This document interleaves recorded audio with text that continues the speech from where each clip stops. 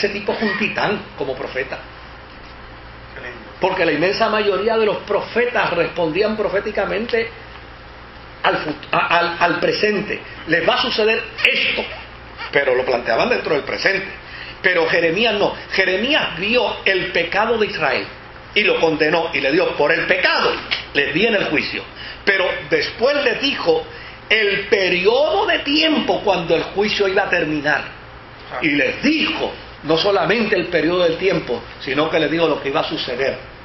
Ese clama a mí y yo te mostraré cosas grandes y ocultas.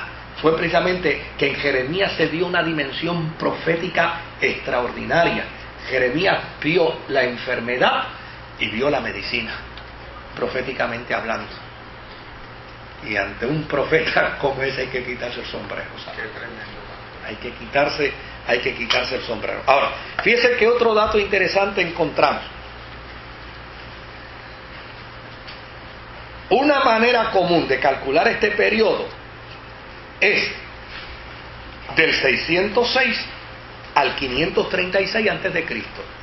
Y cuando usted resta del 606 al 536 antes de Cristo, usted descubre que hay un periodo de ¿qué? De 70 años.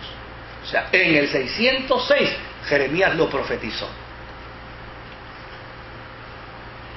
Y dijo, dentro de 70 años, Dios despertará sobre vosotros la buena palabra. Y les va a hacer volver de nuevo a su lugar.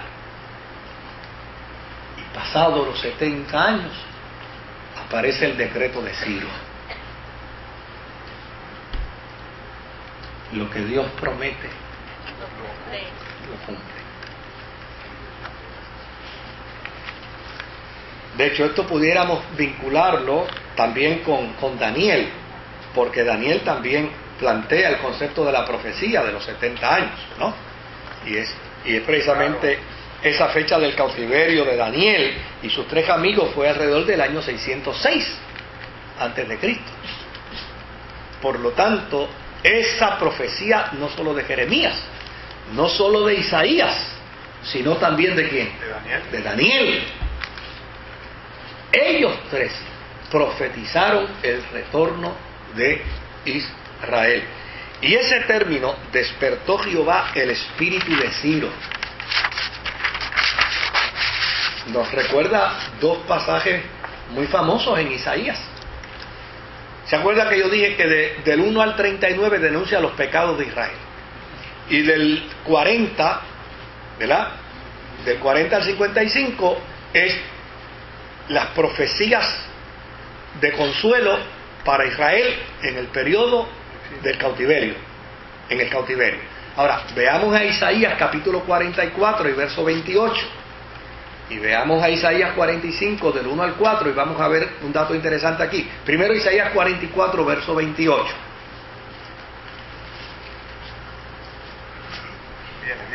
No es culpa del técnico, es del sistema. No, yo lo defiendo. Muchacho es bueno, ustedes lo ven así, pero él es bueno. ¿Qué dice de Ciro? ¿Qué dice de Ciro la profecía? Es mi pastor y cumplirá todo lo que yo quiero. Al decir a Jerusalén, serás edificada, y al templo serás ¿qué? Fundado.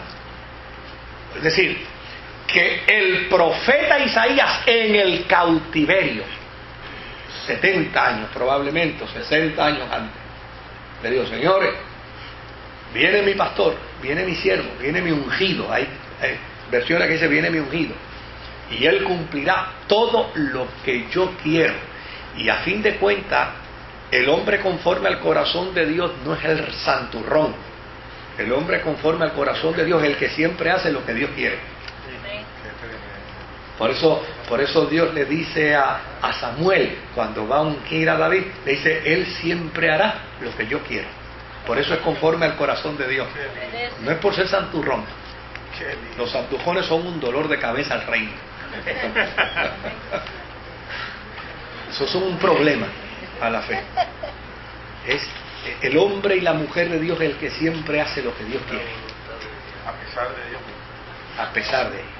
Esa es la gran realidad. Ahora, en el capítulo 45, del 1 al 4, mira qué dato interesante vamos a ver sobre la profecía de Isaías.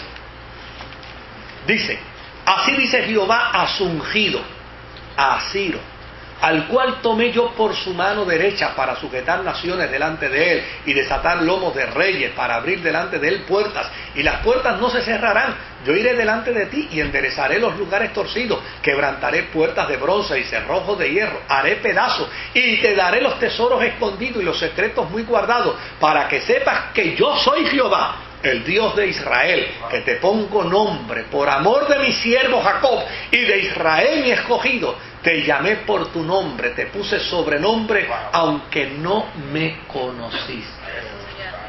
Es decir, Dios es el Dios que usa lo que Él quiere para bendecir a los suyos,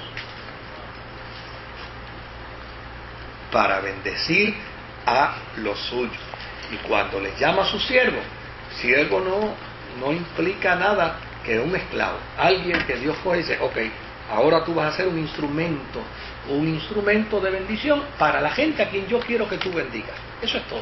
Eso es un siervo en este caso, en el caso de nuestro amigo Ciro. Así que las profecías estaban demarcadas. Y eso es lo que va a resaltar las crónicas, y eso es lo que va a resaltar Esdras.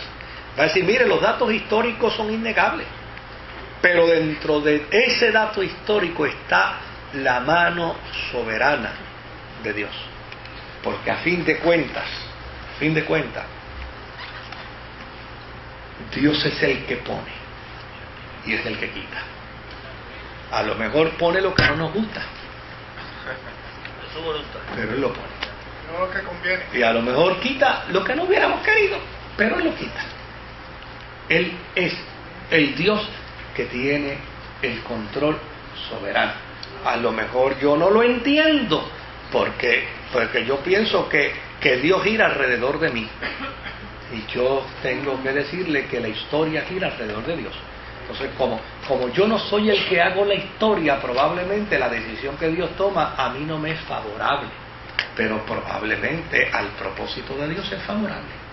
Por eso a los creyentes egocéntricos les da mucho trabajo aceptar la voluntad de Dios. Uy, la soberanía divina. ¿Yes? Nos da mucho trabajo. Para bien a los que le aman. Y eso hay gente que no le gusta oír ese texto. Hay gente que quisiera sacar ese texto de la Biblia.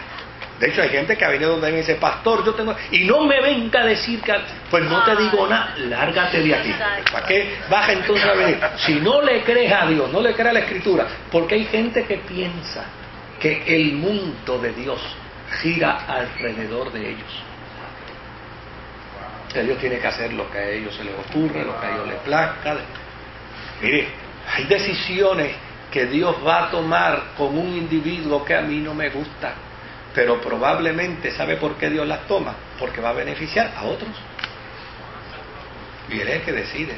Mira, Moisés, esta decisión a ti no te va a gustar, porque este individuo que yo voy a poner aquí no te va a beneficiar a ti. Pero como yo no determino a base de tus beneficios,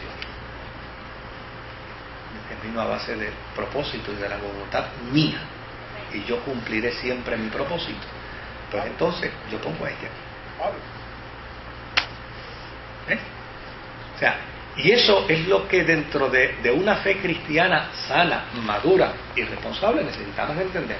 Porque hay gente que han saltado a la universidad espiritual. Han saltado a la universidad espiritual sin haber pasado por el kinder espiritual. ¿Y sabe cuál es el kinder espiritual? El que quiera seguir en pos de mí, mate su egocentrismo. O sea, lo primero que hay que matar es el egocentrismo. Entonces, cuando yo me topo con gente que les pasa a mí, ¿por qué a mí? Pues, ¿por qué a ti? Porque eres un ser humano. Eres un ser humano como cualquiera otro. ¿Por qué a mí me tuvo que haber pasado esto? Sí. Yo me acuerdo de una amiga mía que se le murió su mamá y me cayó a golpe.